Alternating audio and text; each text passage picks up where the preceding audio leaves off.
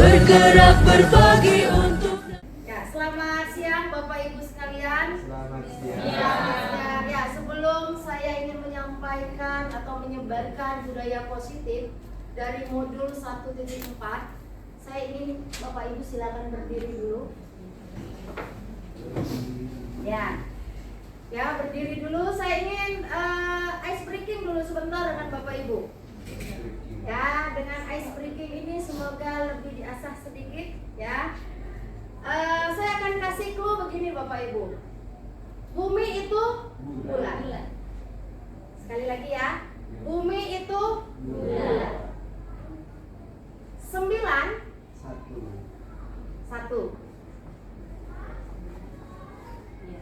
8 2.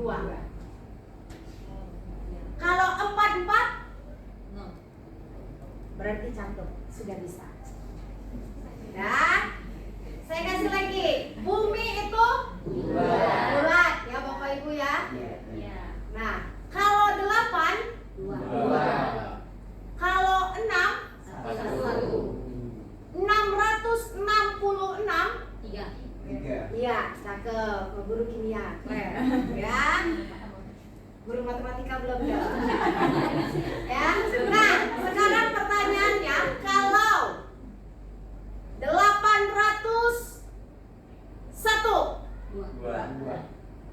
3. siap, berarti guru sejarah. 3. Kita kasih applause dulu. Ya, silakan dulu Bapak Ibu. Ya, silakan dulu Bapak Ibu. Apa isi yang dalamnya? Kan tadi cluenya adalah bumi itu bulat ya, bumi itu bulat. Oke. Ya, saya hari ini ya, tadi dijawab oleh guru sejarah ya. Ya, terima kasih. Nah, sekarang saya akan coba menyebarkan. Di sini adalah pemahaman dan penerapan dalam pengalaman budaya positif. Ya, kita bisa lihat di sini Bapak Ibu bahwa konsep inti dari budaya positif yang akan saya jelaskan di sini ada 8. Ya, mulai dari perubahan paradigma belajar, kemudian ada disiplin positif, nilai kebajikan, kebutuhan dasar manusia, motivasi perilaku manusia, posisi kontrol guru, keyakinan kelas, dan terakhir adalah segitiga restitusi. Ya, yang pertama dulu perubahan paradigmanya. Ya, karena kita kurikulum merdeka, berarti paradigma belajar kita itu adalah mengacu kepada profil pelajar Pancasila. Yang pertama pastinya adalah beriman. Lalu kebinekaan global, gotong royong, kreatif, bernalar kritis dan mandiri. Itu adalah profil pelajar Pancasila yang diajarkan oleh Ki Hajar Dewantara. Kemudian dalam pembelajaran yang harus kita ubah sekarang yaitu adalah lebih kepada prinsip pembelajaran berdiferensiasi. Ya, karena memang pada dasarnya murid kita tuh punya potensinya masing-masing. Lalu berikutnya kita bisa lihat lagi.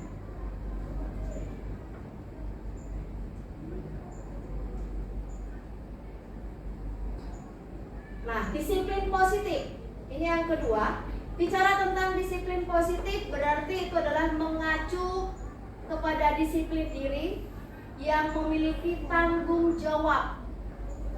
Apa yang dilakukan berdasarkan nilai-nilai yang diyakini. Ya. Jadi kalau kita lihat di sini disiplin positif, kita akan berusaha menumbuhkan kesadaran dari murid kita itu bahwa melakukan sesuatu tanpa ada imbalan, penghargaan, ancaman, atau hukuman. Jadi memang harus anak-anak itu memang pada dasarnya sadar dalam dirinya sendiri gitu. Karena kalau yang sifatnya penghargaan, ancaman, ini sifatnya hanyalah sementara. Ya, sementara anak itu jadi tahu kalau misalnya dia salah pasti ada hukuman.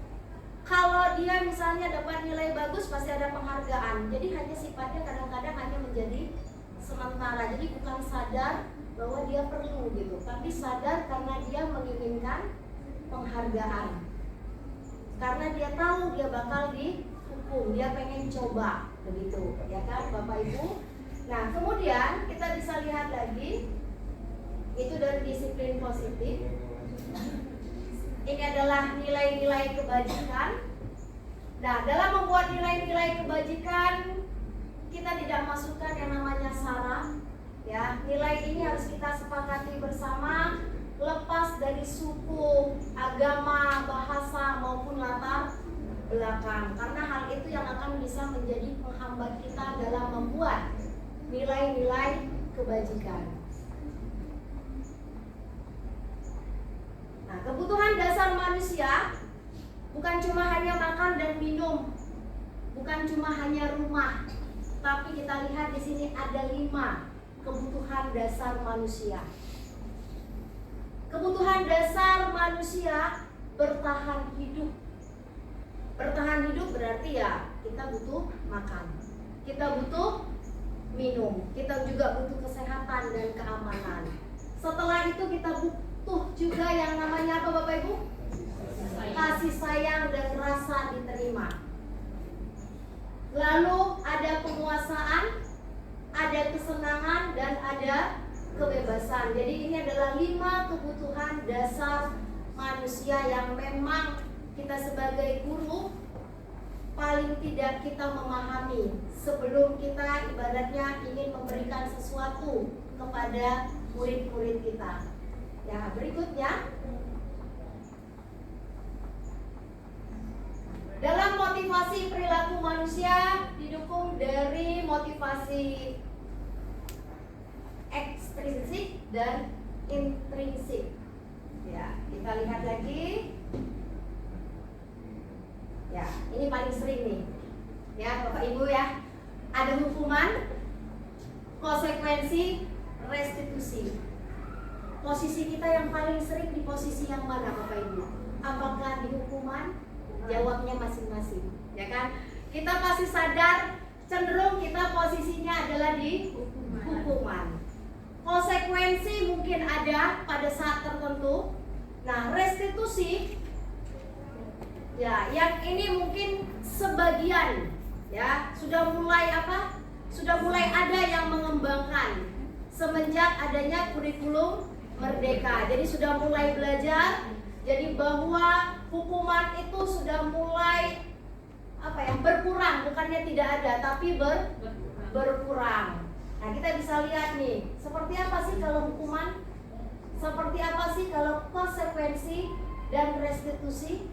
Ya, Bapak Ibu bisa baca, bisa lihat gitu ya kan.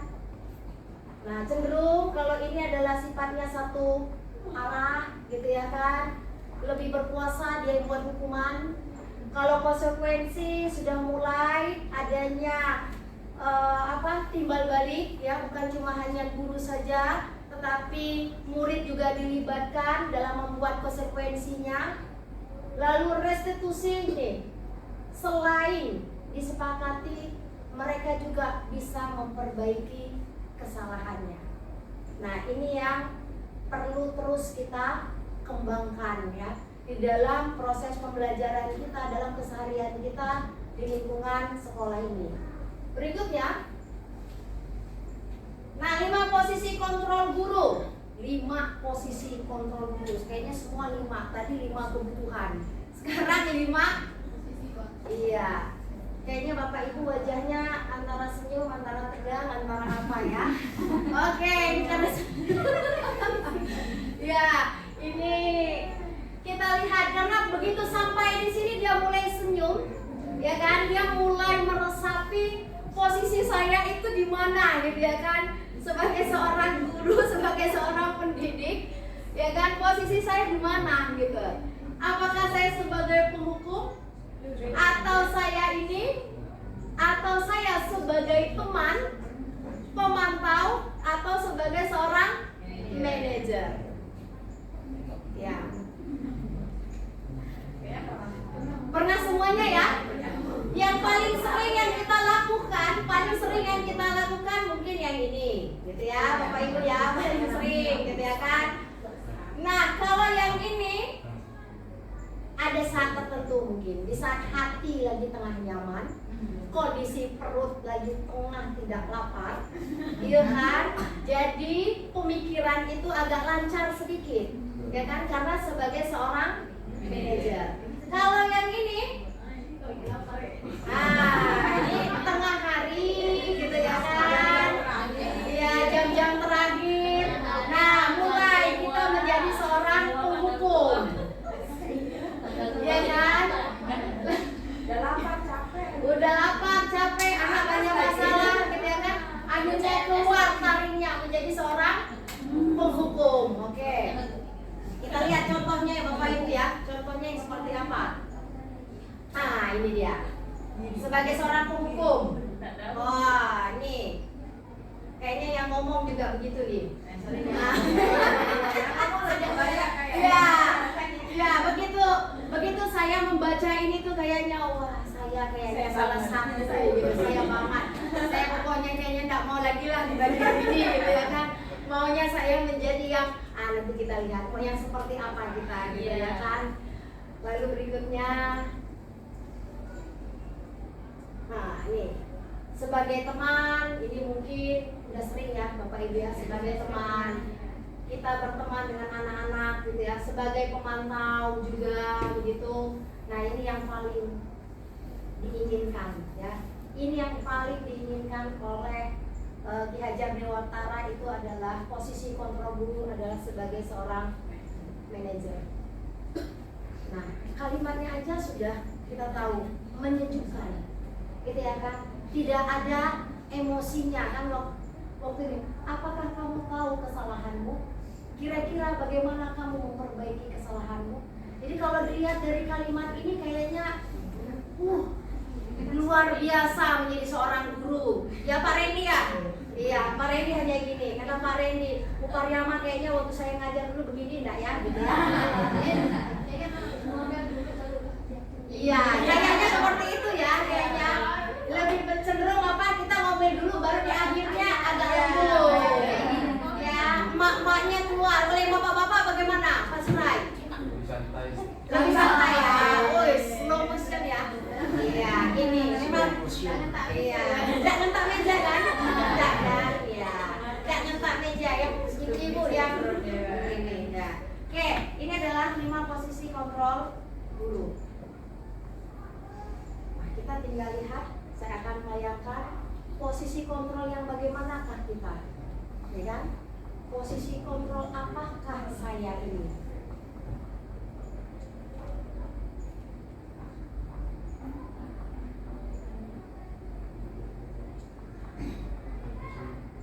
Ya. Sering kita tanyakan, udah buat masalah itu gimana sih cara menyelesaikannya?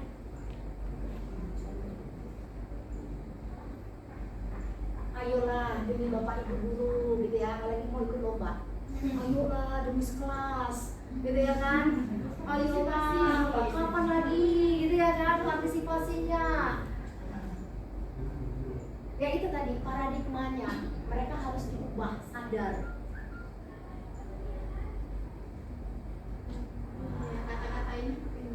Sering ya kita ya. Nah, sekarang kita lanjut ke keyakinan kelas. Bicara keyakinan, ini kan berawal. Kenapa kita membuat keyakinan? Kenapa bukan aturan? Ya, kalau menurut menurut Ki Hajar Dewantara itu aturan itu berada dalam posisi waktu zaman kolonial Belanda. Ya, kalau di zaman kolonial Belanda itu aturan hanya dibuat oleh satu orang saja. Siapa yang paling berkuasa, dia bisa membuat aturan. Sedangkan yang menerima aturan itu belum tentu dia suka, belum tentu dia mau, begitu ya kan? Nah sekarang itu berubah. Ki Hajar Dewantara mengajarkan bahwa itu adalah berubah menjadi keyakinan kelas. Nah, cara membentuk keyakinan kelas ada yang begini, bersifatnya abstrak. Itu dimulai dari pernyataan-pernyataan yang positif. bukan kata negatif. Ya. Jadi yang siapa yang dilibatkan?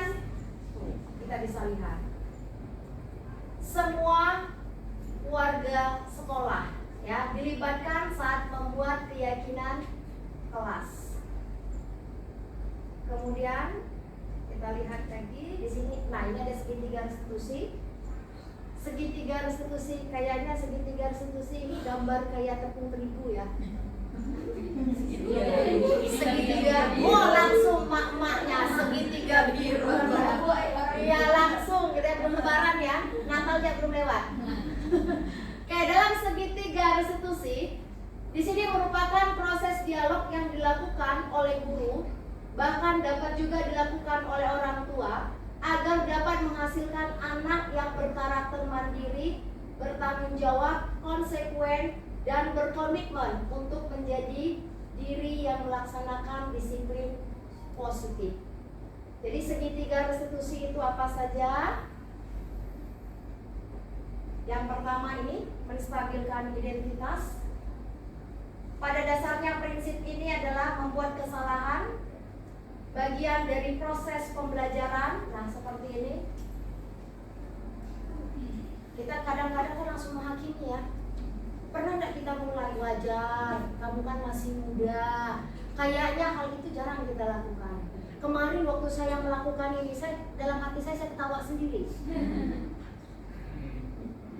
Sabarnya gitu ya kan. Ini cocoknya siapa gitu. Kayaknya cocoknya Pak Surai gitu. Tapi saya yakin kita semua bisa mencobanya ya Bapak Ibu ya. Kita bisa mencobanya walaupun dalam diri kita itu kayaknya saya banget enggak ya, atau bukan saya banget ya gitu ya kan. Tapi nggak masalah, kita coba. Karena kita paradigma kita dulu yang salah itu kita bisa ubah sedikit-sedikit dalam menangani murid-murid kita. Apalagi karakter murid kita kan jauh berbeda dengan karakter kita waktu zaman sekolah. Ya, ini adalah menstabilkan identitas. Berikutnya adalah validasi tindakan yang salah. Nah, ini validasi tindakan yang salah. Kita tanya dengan anak-anak, ya kan, dengan murid yang melakukan kesalahan, apa latar belakangnya. Jadi seperti edisi curhat, ya. Edisi curhat menanyakan apa sih yang melatar belakangi mereka melakukan hal tersebut. Pasti ada latar belakangnya. Nggak mungkin tiba-tiba anak melakukan kesalahan tidak ada latar belakangnya. Dan yang terakhir adalah ini. Dia tanya keyakinannya. Keyakinan apa yang sudah dia langgar? Bukan aturan apa yang sudah dia langgar, tapi keyakinan apa yang sudah dilanggar. Nah, sampai di sini kira-kira ada yang ingin ditanyakan oleh Bapak Ibu, yang ingin kita coba sharingkan. Boleh, silakan Bu Ayu, ada yang mau ditanyakan? Oke, jadi Bu, saya mau nanya bagaimana cara kita memulai membuat keyakinan kelas itu bersama siswa gitu. Contoh dari kata-kata apa dulu sampai mendapatkan kata-kata yang diyakini atau disepakati. Diyakini atau disepakati. Oke. Siapa tahu ada Bapak Ibu yang kira-kira yang sudah pernah melakukan keyakinan kelas. Cenderung aturan ya. Cenderung aturan ya ngomongnya. Fit. Nggak boleh pakai baju selain baju olahraga ya pada saat yang ini gitu ya. Betul nggak? Pernah nggak bertanya dengan anak-anak baju olahraganya yang ada sama kalian itu yang bagaimana? Pernah kita bertanya gitu nggak kira-kira Pak? Pernah ya. Nah, berarti pada dasarnya sebenarnya sudah ada komunikasi. Cuma kadang kita nggak tahu apakah itu disebut dengan kesepakatan atau keyakinan, begitu ya kan? Kadang kita Bapak Ibu guru ini menjalani, tapi kadang bingung, ini disebut apa sih? Ini kegiatan yang sudah saya lakukan ini apa gitu ya kan? Nah, kalau keyakinan kelas, muncul keyakinan kelas, keyakinan beda dengan kesepakatan ya, Bapak Ibu ya. Kalau kesepakatan itu lebih cenderung kepada misalnya mata pelajaran kita nih. Kita mengampu pelajaran misalnya seperti saya ekonomi. Kita pasti punya kesepakatan dengan anak-anak. Ya, bukan aturan lagi, kesepakatan. Nah, kesepakatan ini setiap pelajaran aturan kita harus kita ingatkan, terus ingatkan. Jadi jangan pada saat anak itu melanggar baru kita ngomong, kesepakatan kemarin, ya anak akan lupa. Karena kesepakatan itu setiap guru belum tentu sama. Ya, dulu ya tentang kesepakatan ya. Nah, setelah itu adalah keyakinan. Keyakinan, kalau kita lihat aturan Bapak Ibu, sering nggak keluar kata jangan? Jangan ini, jangan. Nah, kata jangan itu di dalam keyakinan tidak ada. Iya, tidak ada. Ya, misalnya jangan buang sampah.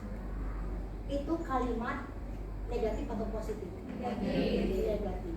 Ubahlah itu menjadi kalimat positif.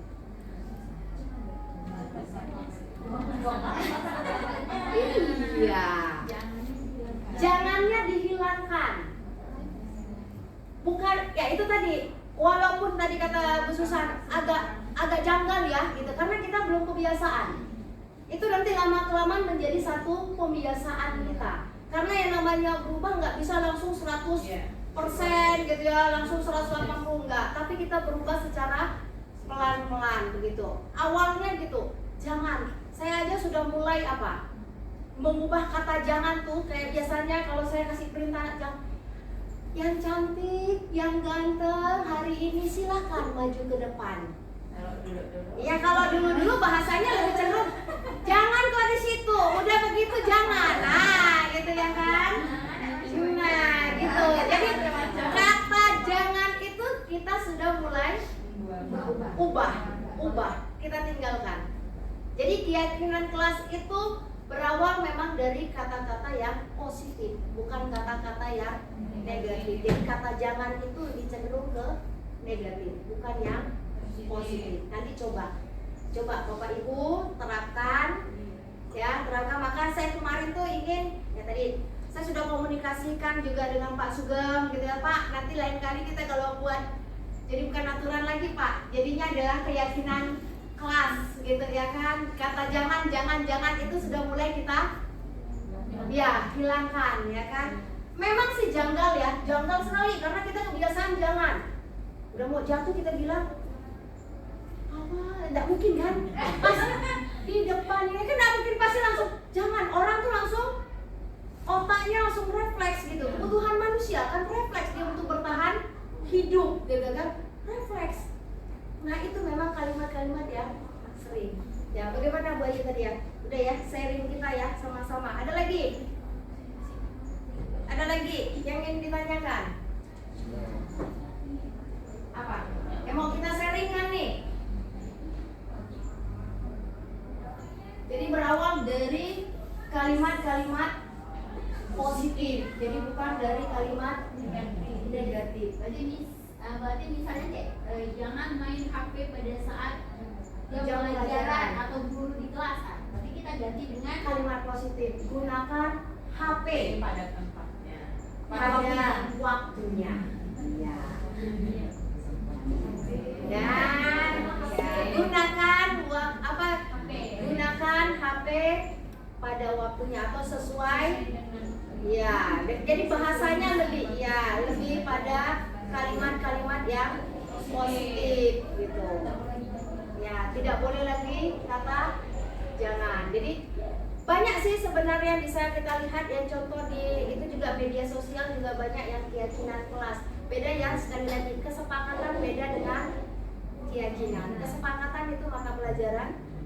Kalau keyakinan itu lebih cenderung ruang lingkupnya, misalnya ada mata pelajaran ada 14, berarti 14 itu yang keyakinan kelasnya itu sama gitu. Ya, kalau kesepakatan ya setiap pelajaran tidak akan sama. Punya aturan mainnya masing-masing. Masa kesepakatan kelas pelajaran ekonomi sama dengan olahraga? Kan beda ya Pak. Anak disuruh pakai pakaian olahraga kan bisa jadi ya. Bisa jadi nggak ada yang masalah gitu ya kan. Tapi tidak pada tempatnya, begitu aja. Ada lagi? Jika tidak ada, tidak boleh itu sama dengan jangan. Iya, sama. Tidak boleh. Karena kalau dalam aturan jangan lebih cenderung. Jangan melakukan satu. Nah, dia langsung 1, 2, 3, tapi diawali dengan kata jangan. Iya. Jadi bahasa jangan tidak boleh itu bahasa yang mirip. Ya kan? Jangan terlambat, datang tepat waktu. Kalau tidak ada, kita lihat apa sih kesimpulannya.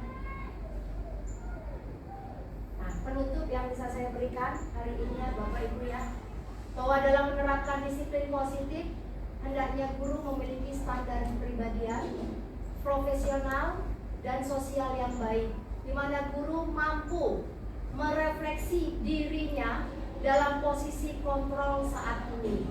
Bagaimana perjalanan dirinya sebagai among atau manajer yang menuntun murid-muridnya menjadi insan yang mandiri, merdeka, dan bertanggung jawab. Jadi hari ini tentang budaya positif yang sudah saya sampaikan. Semoga kita semua yang hadir di sini bisa berperan aktif di dalam proses pembelajaran kita, bahkan di sekolah, bahkan kita bisa menjadi manajer di tengah-tengah lingkungan kecil kita. Walaupun sulit, tapi harus kita jalani. Karena kalau tidak kita mencoba, kapan lagi kita bisa menggapai dunia? Ya. Terima kasih Bapak Ibu. Selamat siang. Salam sehat selalu buat kita semuanya. Berikan aplaus buat kita. Ya, selamat siang Bapak Ibu sekalian. Selamat siang. Selamat siang. Ya, sebelum saya ingin menyampaikan atau menyebarkan budaya positif dari modul 1.4, saya ingin Bapak Ibu silakan berdiri dulu.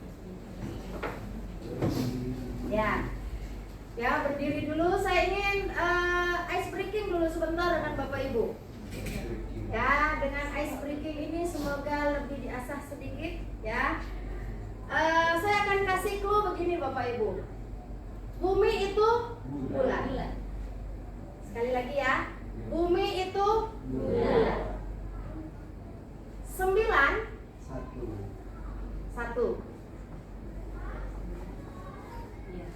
8 2. Kalau 4 berarti cakep, sudah bisa. Ya, saya kasih lagi. Bumi itu bulat ya Bapak Ibu ya. Nah, kalau 8 2. Kalau 6 666 3.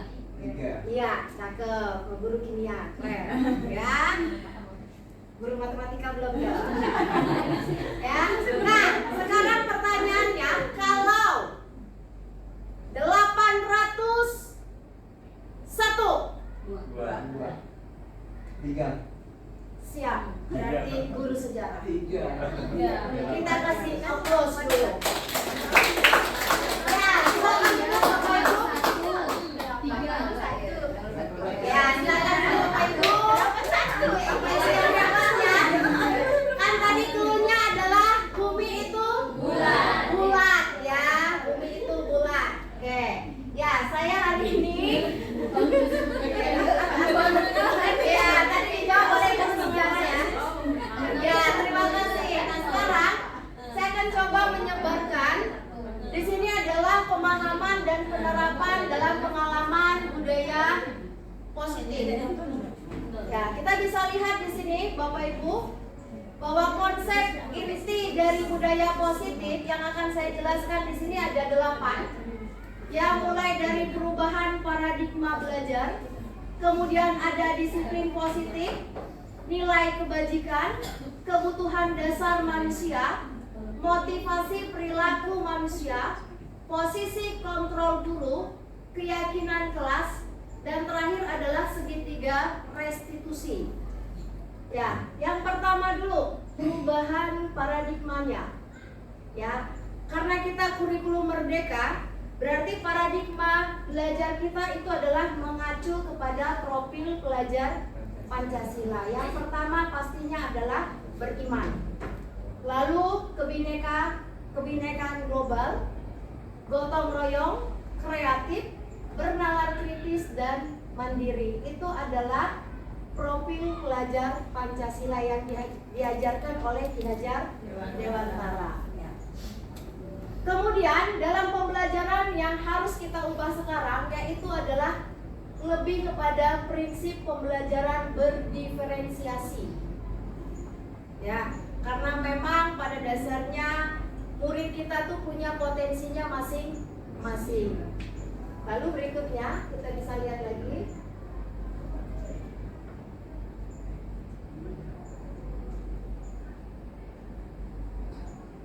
Nah, disiplin positif. Ini yang kedua. Bicara tentang disiplin positif berarti itu adalah mengacu kepada disiplin diri yang memiliki tanggung jawab. Apa yang dilakukan berdasarkan nilai-nilai yang diyakini. Ya. Jadi kalau kita lihat di sini disiplin positif, kita akan berusaha menumbuhkan kesadaran dari murid kita itu bahwa melakukan sesuatu tanpa ada imbalan, penghargaan, ancaman, atau hukuman. Jadi memang harus anak-anak itu memang pada dasarnya sadar dalam dirinya sendiri gitu. Karena kalau yang sifatnya penghargaan, ancaman, ini sifatnya hanyalah sementara. Ya, sementara. Anak itu jadi tahu kalau misalnya dia salah pasti ada hukuman. Kalau dia misalnya dapat nilai bagus pasti ada penghargaan. Jadi hanya sifatnya kadang-kadang hanya menjadi sementara. Jadi bukan sadar bahwa dia perlu gitu, tapi sadar karena dia menginginkan penghargaan. Karena dia tahu dia bakal dihukum, dia pengen coba begitu, ya kan Bapak Ibu? Nah, kemudian kita bisa lihat lagi itu dari disiplin positif. Ini adalah nilai-nilai kebajikan. Nah, dalam membuat nilai-nilai kebajikan, kita tidak masukkan yang namanya sara. Ya, nilai ini harus kita sepakati bersama, lepas dari suku, agama, bahasa maupun latar belakang. Karena hal itu yang akan bisa menjadi penghambat kita dalam membuat nilai-nilai kebajikan. Nah, kebutuhan dasar manusia bukan cuma hanya makan dan minum, bukan cuma hanya rumah, tapi kita lihat di sini ada 5 kebutuhan dasar manusia. Kebutuhan dasar manusia bertahan hidup. Bertahan hidup berarti ya kita butuh makan, kita butuh minum, kita juga butuh kesehatan dan keamanan. Setelah itu kita butuh juga yang namanya apa Bapak Ibu? Kasih sayang dan rasa diterima. Lalu ada penguasaan, ada kesenangan dan ada kebebasan. Jadi ini adalah 5 kebutuhan dasar manusia yang memang kita sebagai guru paling tidak kita memahami sebelum kita ibaratnya ingin memberikan sesuatu kepada murid-murid kita. Ya, berikutnya dalam motivasi perilaku manusia didukung dari motivasi ekstrinsik dan intrinsik. Ya, kita lihat lagi. Ya, ini paling sering nih. Ya, Bapak Ibu ya. Ada hukuman, konsekuensi, restitusi. Posisi kita yang paling sering di posisi yang mana Bapak Ibu? Apakah di hukuman? Jawabnya masing-masing, ya kan? Kita pasti sadar cenderung kita posisinya adalah di hukuman. Konsekuensi mungkin ada pada saat tertentu. Nah, restitusi ya, yang ini mungkin sebagian ya sudah mulai apa? Sudah mulai ada yang mengembangkan semenjak adanya kurikulum Merdeka. Jadi sudah mulai belajar. Jadi bahwa hukuman itu sudah mulai apa ya, berkurang, bukannya tidak ada tapi berkurang. Nah, kita bisa lihat nih, seperti apa sih kalau hukuman, seperti apa sih kalau konsekuensi dan restitusi. Ya, Bapak Ibu bisa baca, bisa lihat gitu ya kan. Nah, cenderung kalau ini ini adalah sifatnya satu arah gitu ya kan, lebih berkuasa, dia yang buat hukuman. Kalau konsekuensi sudah mulai adanya timbal balik ya, bukan cuma hanya guru saja tetapi murid juga dilibatkan dalam membuat konsekuensinya. Lalu restitusi ini selain disepakati, mereka juga bisa memperbaiki kesalahannya. Nah, ini yang perlu terus kita kembangkan ya di dalam proses pembelajaran kita, dalam keseharian kita di lingkungan sekolah ini. Berikutnya, nah 5 posisi kontrol guru. 5 posisi kontrol guru. Kayaknya semua 5. Tadi 5 kebutuhan. Sekarang 5. Iya. Kayaknya Bapak Ibu wajahnya antara senyum, antara tegang, antara apa ya? Oke, ini karena ya, ini kita lihat karena begitu sampai di sini dia mulai senyum, ya kan? Dia mulai meresapi posisi saya itu di mana, gitu ya kan? Sebagai seorang guru, sebagai seorang pendidik, ya kan? Posisi saya di mana, gitu? Apakah saya sebagai penghukum, atau saya sebagai teman, pemantau, atau sebagai seorang manajer? Ya. Pernah semuanya ya? Yang paling sering yang kita lakukan mungkin yang ini, gitu ya, Bapak Ibu ya, paling sering, gitu ya kan?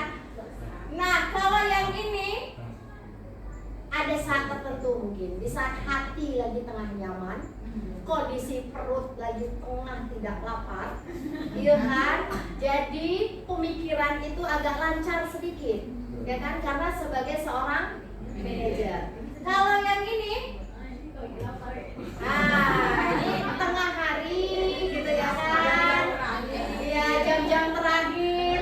Nah, mulai kita menjadi seorang penghukum, ya kan? Udah lapar, capek, anak banyak masalah, gitu ya kan? Akhirnya keluar taringnya menjadi seorang penghukum. Oke. Kita lihat contohnya ya Bapak Ibu ya. Contohnya yang seperti apa? Nah, ini dia. Sebagai seorang penghukum. Wah, ini kayaknya yang ngomong juga begitu nih. Nah,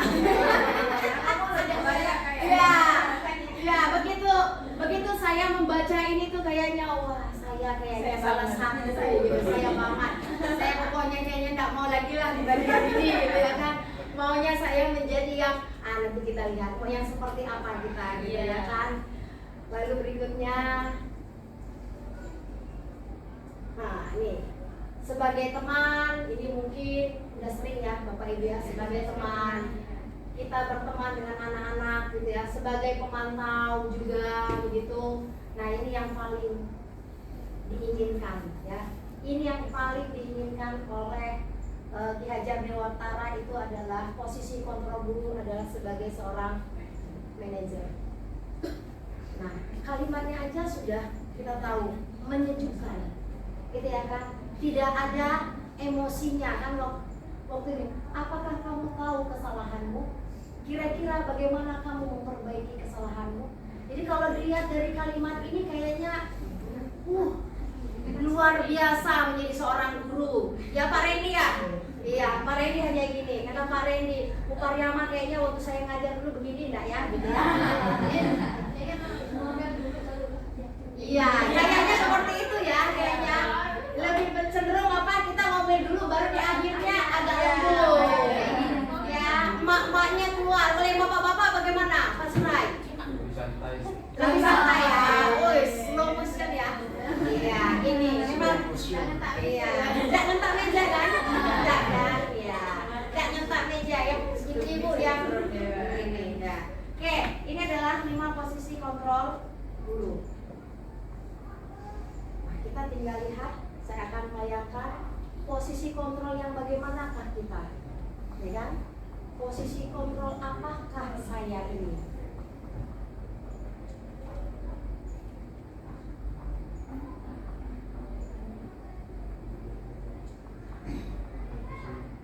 Ya. Sering kita tanyakan, udah buat masalah itu gimana sih cara menyelesaikannya?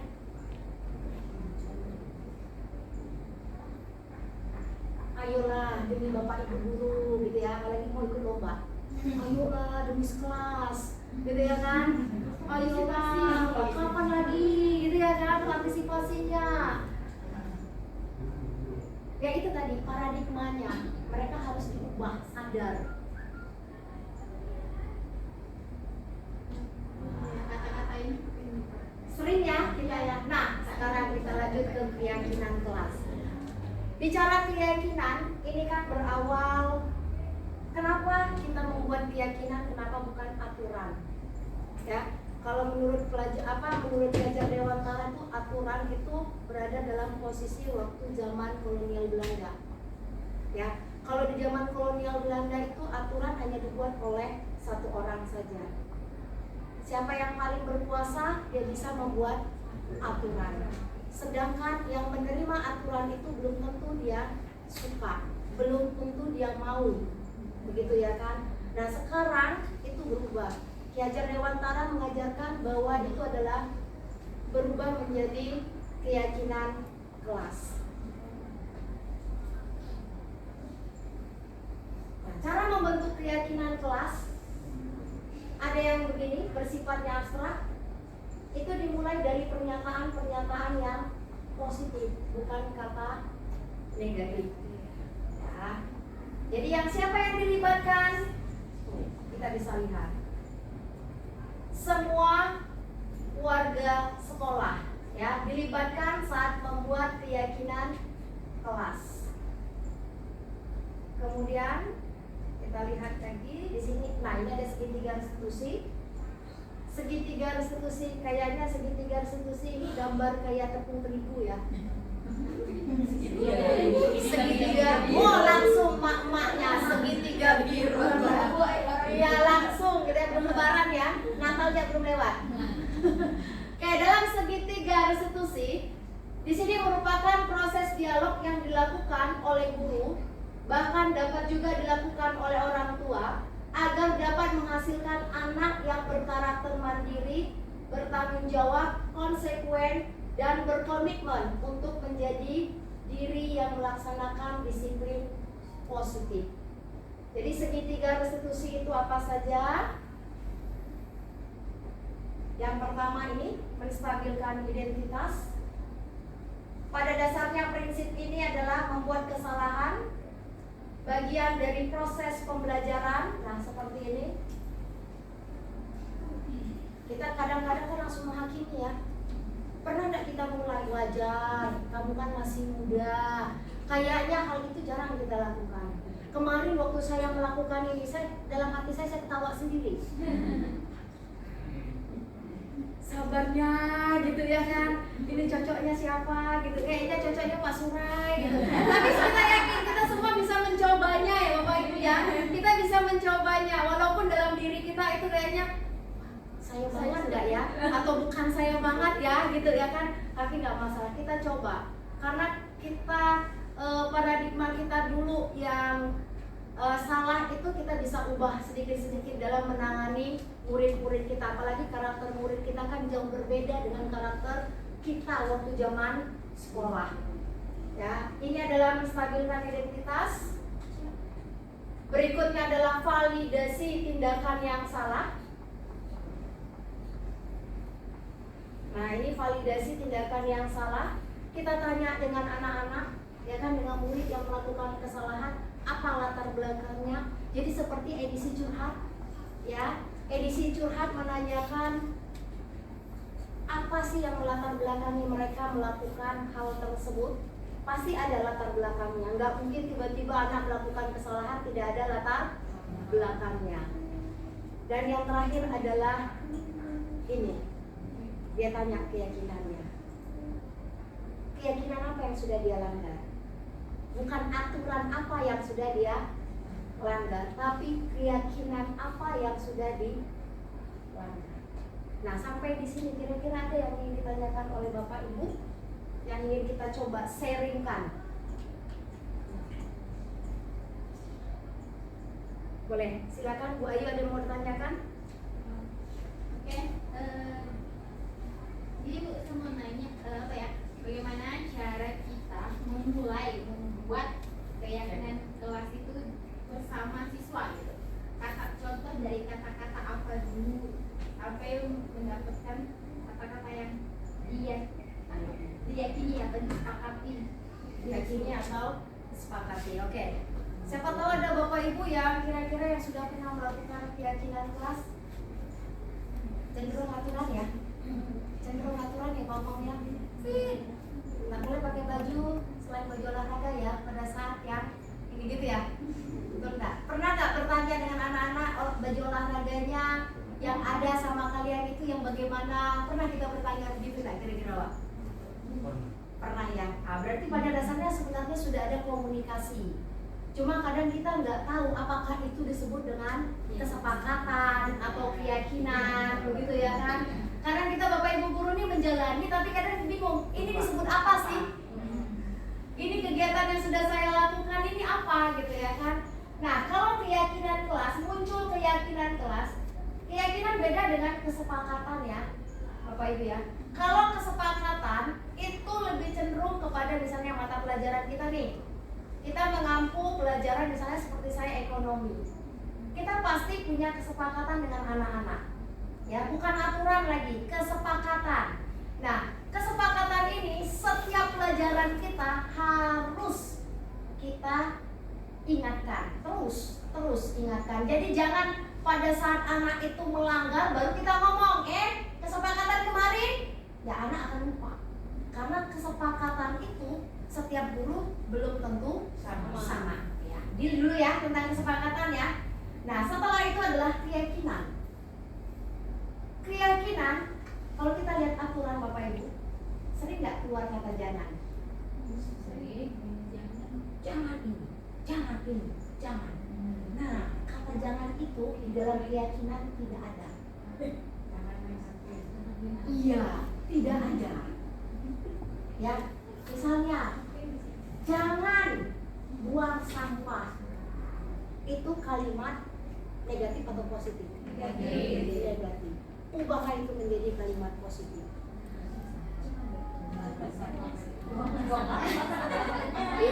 Iya. Jangannya dihilangkan. Bukan, ya itu tadi. Walaupun tadi kata Bu Susan agak janggal ya, gitu. Karena kita belum kebiasaan.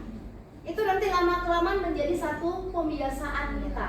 Karena yang namanya berubah nggak bisa langsung 100% gitu ya, langsung 180 enggak. Tapi kita berubah secara pelan-pelan begitu. Awalnya gitu, jangan. Saya aja sudah mulai apa? Mengubah kata jangan tuh, kayak biasanya kalau saya kasih perintah yang cantik, yang ganteng, hari ini silakan maju ke depan. Ya kalau dulu bahasanya lebih cenderung jangan kok di situ, udah begitu jangan. Nah, gitu ya kan? Nah, gitu. Jadi kata jangan itu kita sudah mulai ubah, kita tinggalkan. Jadi keyakinan kelas itu berawal memang dari kata-kata yang positif, bukan kata-kata yang negatif. Jadi kata jangan itu lebih cenderung ke negatif, bukan yang positif. Nanti coba Bapak Ibu terapkan, ya terapkan. Maka saya kemarin tuh ingin, ya tadi saya sudah komunikasikan juga dengan Pak Sugeng, gitu ya Pak. Nanti lain kali kita kalau buat, jadi bukan aturan lagi Pak, jadinya adalah keyakinan kelas, gitu ya kan. Kata jangan itu sudah mulai kita, ya hilangkan, ya kan. Memang sih janggal ya, janggal sekali karena kita kebiasaan jangan. Udah mau jatuh kita bilang apa? Tidak mungkin kan? Pas di depannya kan tidak mungkin, pasti langsung jangan. Orang tuh langsung otaknya langsung refleks gitu. Kebutuhan manusia kan refleks dia untuk bertahan hidup, gitu kan? Refleks.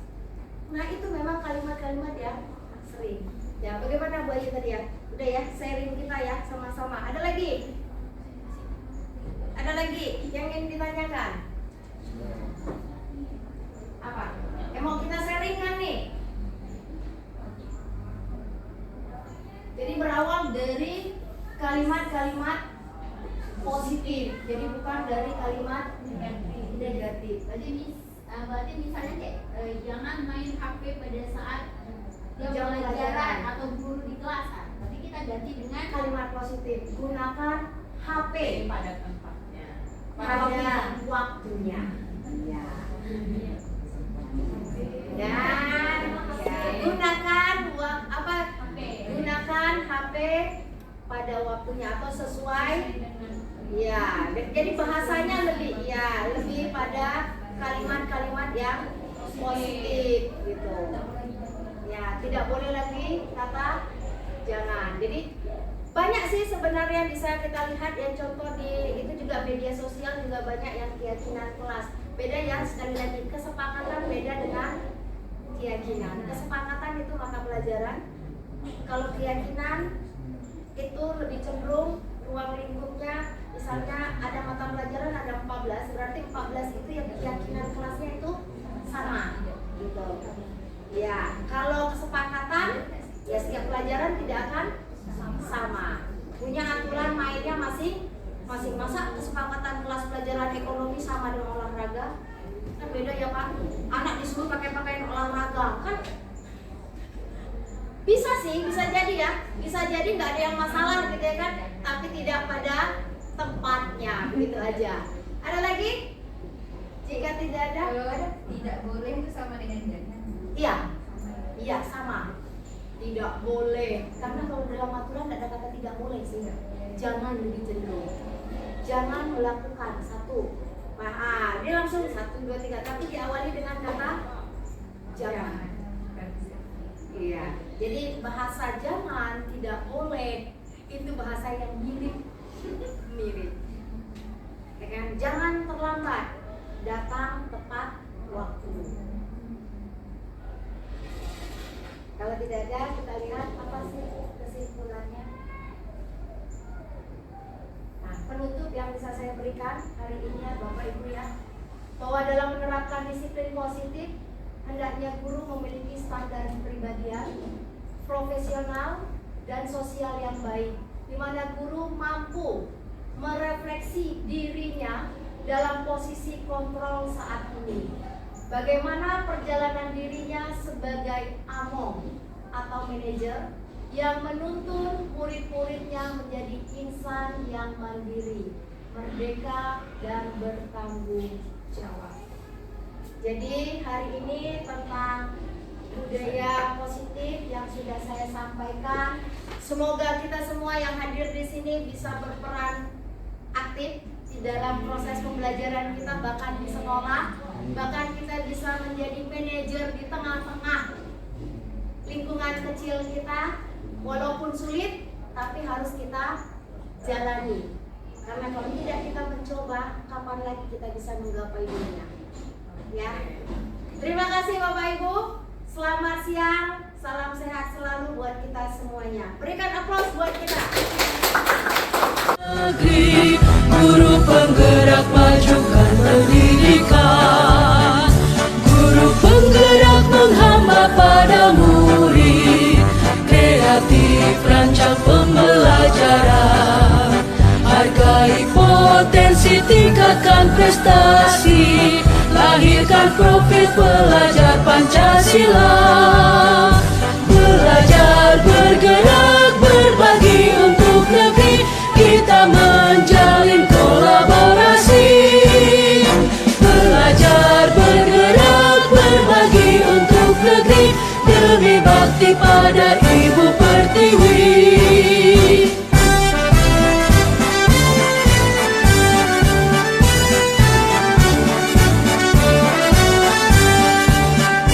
Bulatkan tekad, kuatkan hati.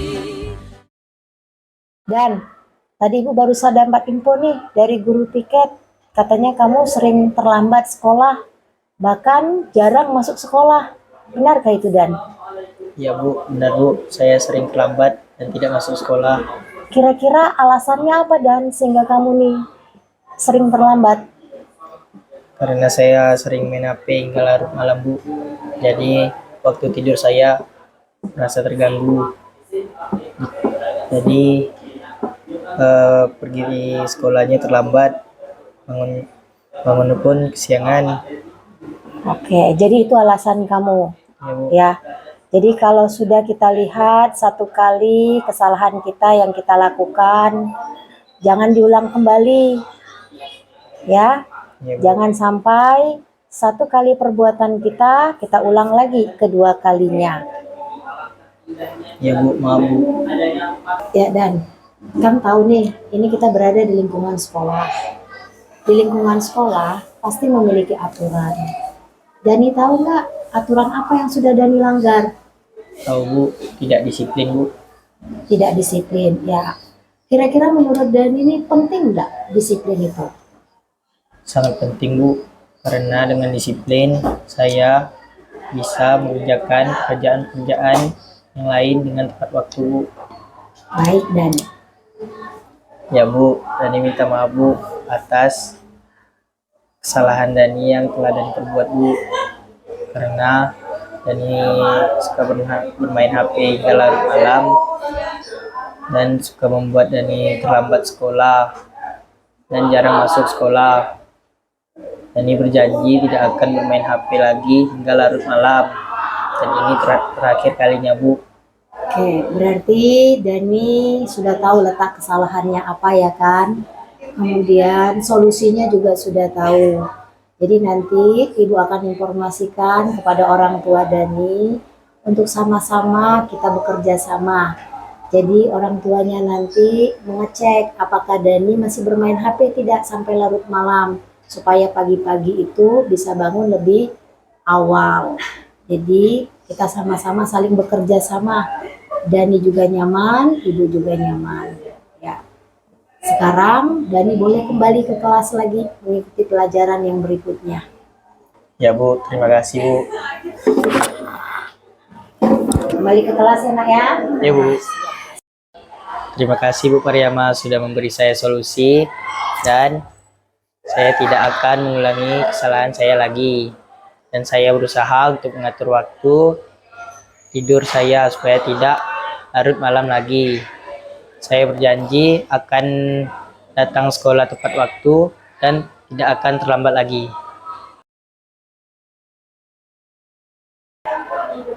Raisa, tadi Ibu dengar nih dari Fahri, katanya kamu bertengkar ya dengan Nadia.